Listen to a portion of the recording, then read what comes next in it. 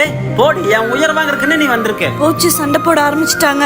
நீ எல்லாம் என்ன கட்டிட்டு வந்து இத்தனை சீரழிக்கிற, நீ எல்லாம் என்ன ஆக போற பாரு. உன்னை 4 போட்டா தான் நீ சொன்ன பேச்சு கேப்ப. அம்மா. அடி, அடி வா. நீ விடுமா, இன்னைக்கு நானா அவரான்னு பாத்துக்கிறேன். நீங்க 2 பேரும் விடுங்க. திமிரு. ஏன் தான் அம்மா அப்பா இப்படி சண்டை போட்டுக்கிறாங்களோ? சரி விடுக்கா, அவங்க 2 பேரும் அப்படிதான் தெரியும்ல.